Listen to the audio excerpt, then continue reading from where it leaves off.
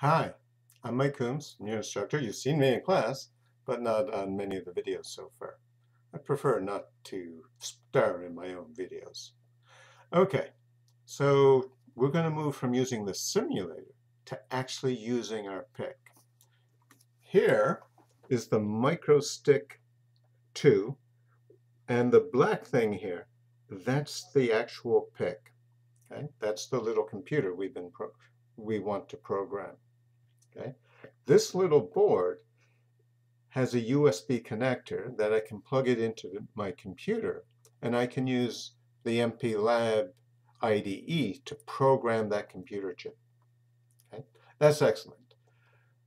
We don't just want to program this computer chip. We want to make electrical circuits with this, right?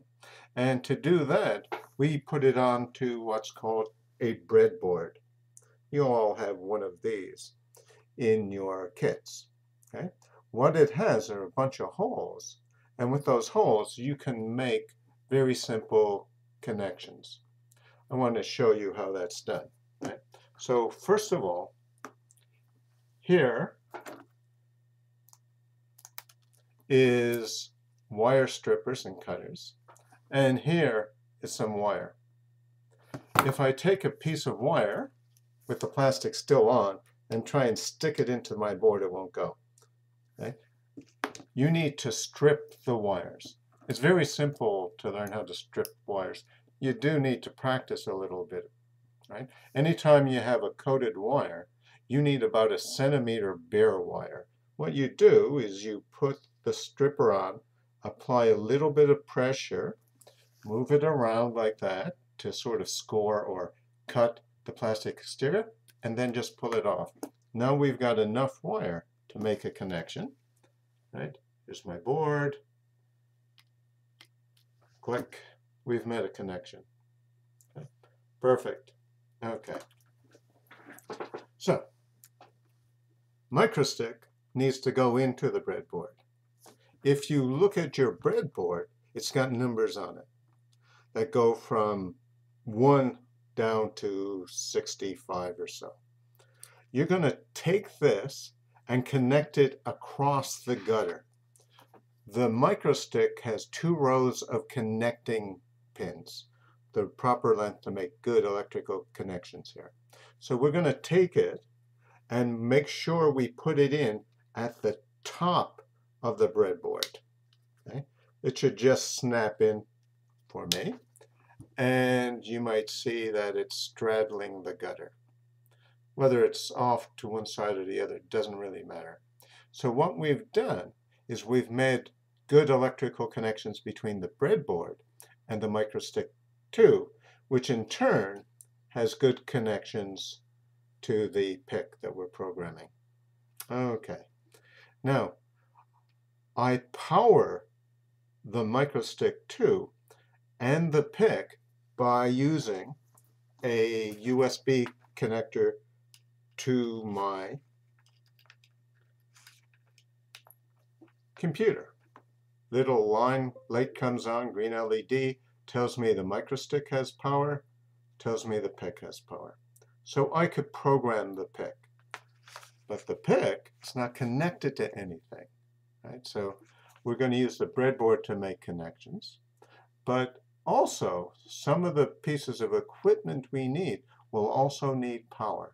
So we're going to use the MicroStick to power up my board.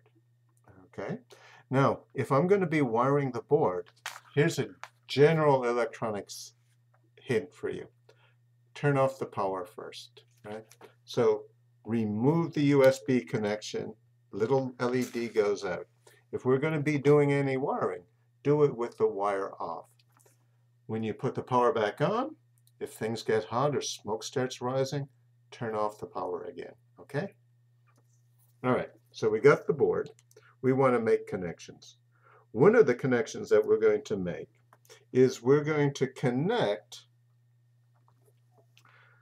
our MicroStick and use it to power the breadboard, so that if we make connections to the breadboard, we'll be able to do things like light an LED, which I'll show you an example in a minute.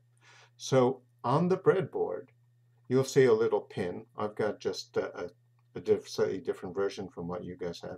And there's two holes in the middle of the breadboard that say GND, ground, and VDD.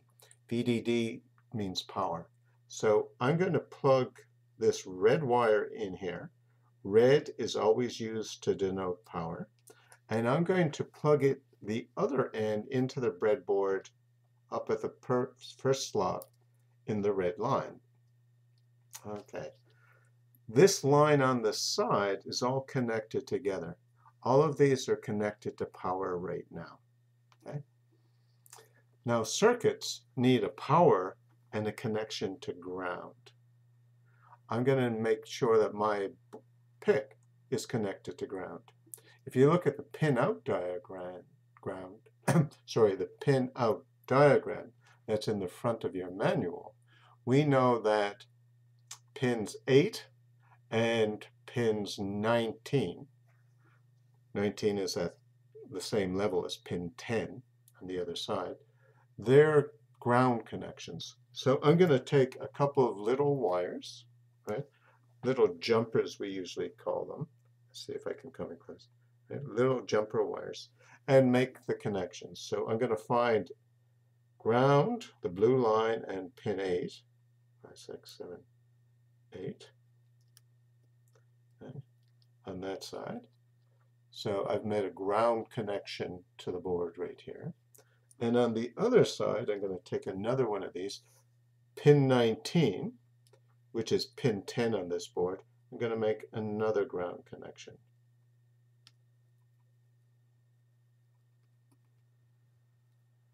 Okay.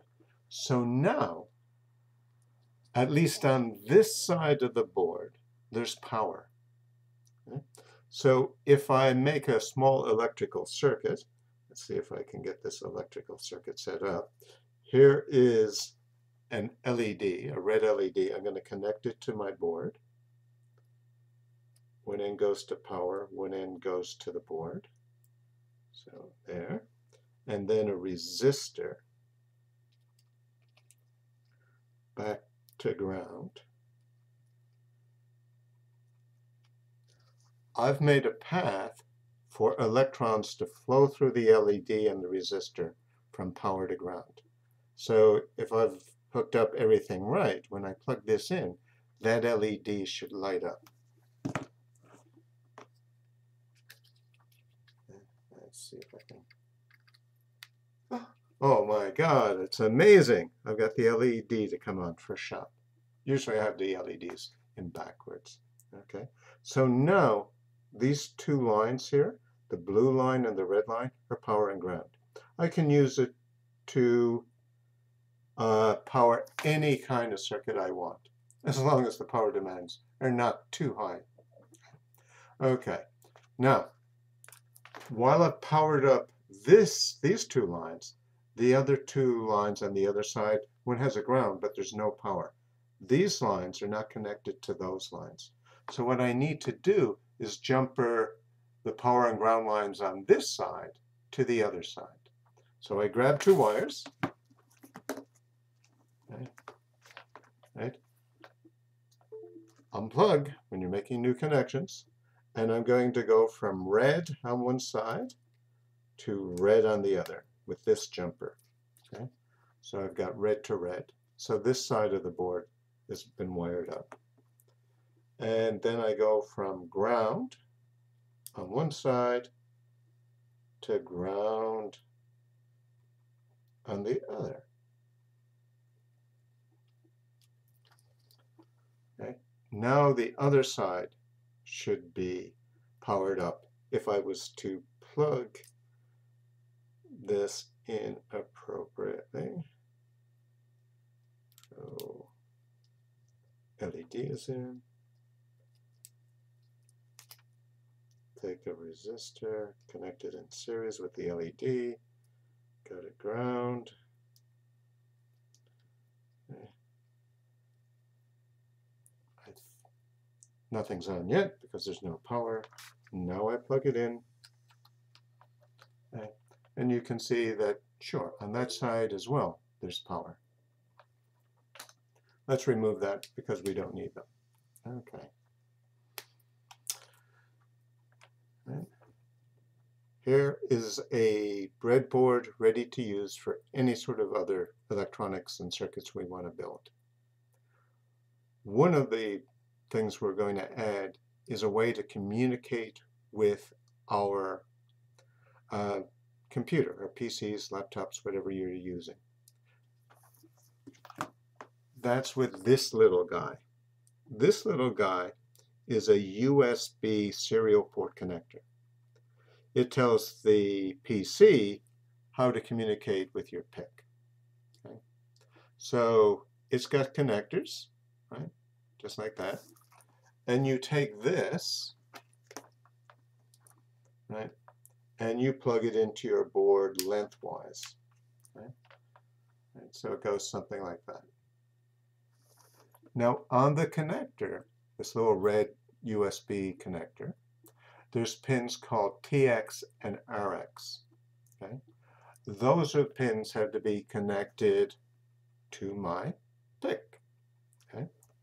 And we'll say later why we want to connect them in a certain way.